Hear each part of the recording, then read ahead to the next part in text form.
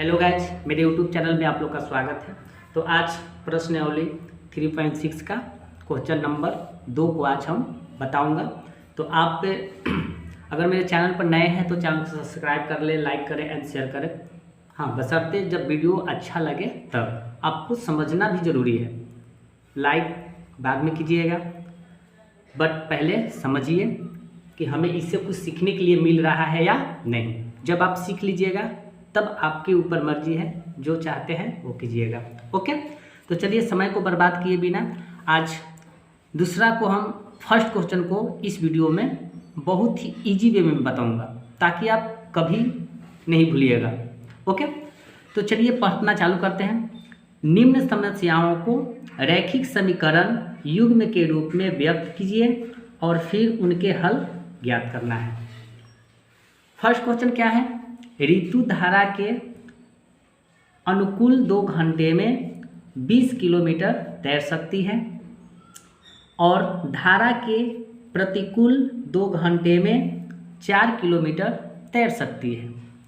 उसकी स्थिर जल में तैरने की चाल तथा धारा की चाल ज्ञात करना है। हम एक है अनुकूल, एक है प्रतिकूल। तो चलिए बच्चों, हम पहले समझना चालू करते हैं और एनसीईआरटी की किताब अपने पास जरूर रखें 10th क्लास का, ताकि आप लोग को आसान हो। तो देखिए, पहले हम क्या करते हैं बच्चों, क्वेश्चन को समझना जरूरी है। मैंने तो क्वेश्चन समझ लिया और आप लोग को अगर समस्या होती है तो क्वेश्चन को 1-2 बार रीड करें ताकि आप लोग अच्छे ढंग से क्वेश्चन समझ जाए। ओके, देखिए ये हमारा क्या है, ये मान लीजिए ये हमारा ये पानी है, स्थिर पानी है। ओके, अभी इसके माध्यम से समझ रहे हैं, ये हमारा स्थिर पानी है। तो देखिए का क्वेश्चन में कहा गया है कि ऋतु धारा के अनुकूल 2 घंटे में 20 किलोमीटर तैर सकती है। अनुकूल, ओके। कंडीशन क्या है? पहली कंडीशन जो है स्थिर जल है। ओके, स्थिर जल है तो ये हमारा स्थिर जल है। तो देखिए बच्चों, आपको यहाँ पर ये नियम को आपको लिखना है। क्या लिखना है? सिंपल वे में देखो बता देता हूँ लिखकर। माना कि स्थिर जल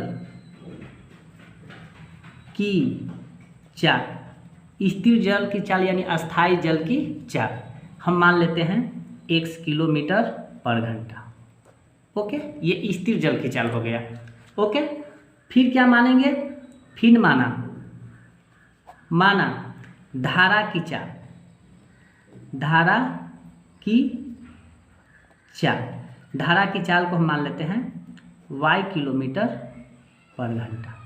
ओके, देखिए बच्चों, धारा की चाल, अगर आप नदी में नहा रहे हैं तो धारा की एक होती है अनुकूल और एक होती है प्रतिकूल। तो अनुकूल का मतलब होता है कि धारा जिस दिशा में जा रही है उसी दिशा में अगर आप जा रहे हैं तो समय कम लगेगा। अगर धारा सीधी दिशा में जा रही है, आप अगर उधर से आप आ रहे हैं तो आपको समय तो अधिक लगेगा। ये तो आप समझ ही रहे हैं। जब आप ये तो आप नदी नाला में नहाए हैं तो पता ही होगा कि जब धारा की चाल सीधा हो तो उसमें आपको समय कम लगेगा, और धारा की अगर चाल जिस दिशा में जा रही है उल्टी हम उधर से आ रहे हैं तो हमें समय अधिक लगेगा। ओके, तो देखो बच्चों, पहले हम लिख लेंगे क्या, ये तो हमने मान लिया कि धारा की स्थिर जल की चाल, धारा की चाल मान लिए कितना y किलोमीटर, और स्थिर जल की चाल मान लिए x किलोमीटर पर घंटा। तो अतः अनुकूल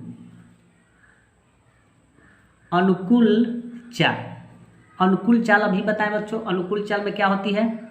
अनुकूल चाल में आपको ये x प्लस y ये जुट जाती है। अनुकूल के लिए हमेशा क्या कीजिएगा? हमेशा इसे जोड़ दीजिएगा अनुकूल के लिए। ओके, तो x प्लस y किलोमीटर पर घंटा। ओके, तथा प्रतिकूल में क्या होता है बच्चों? प्रतिकूल के लिए क्या कीजिएगा? प्रतिकूल चाल, इसमें आपको घटा देना है, x माइनस y किलोमीटर पर घंटा हो जाएगा। कोई दिक्कत नहीं। तो अनुकूल में x प्लस y किलोमीटर पर घंटा तथा प्रतिकूल में x माइनस y किलोमीटर पर घंटा। तो अब चलते हैं प्रथम शर्तानुसार। प्रथम शर्ता अनुसार। तो प्रथम शर्तानुसार में चलते हैं। तो देखिए बच्चों, कह रहा है क्या कि ऋतु धारा के अनुकूल 2 घंटे में 20 किलोमीटर तैर सकती है। अनुकूल में पहले चलते हैं। तो देखिए बच्चों, पहले तो हमें ये जानना जरूरी है कि समय बराबर क्या होती है। तो समय बराबर होती है दूरी बटा चाल होती है। ये आपको जानना जरूरी है। ओके, तो पहले हम अनुकूल के लिए चल रहे हैं। तो 2 घंटा में, तो 2 इक्वल टू कितना किलोमीटर जाती है? 20 किलोमीटर जाती है। 20 किलोमीटर जाती है। तो ये अनुकूल में क्या है? अनुकूल में हमने क्या किया था कि x प्लस वाई को रखा था। तो हम लिखेंगे x प्लस वाई लिखे। ये अनुकूल के लिए है। अब इसको करेंगे तिरछा तिरछी क्रॉस मल्टीप्लाई। तो 2 कोस्ट x plus y equal to 20 हो जाएगा।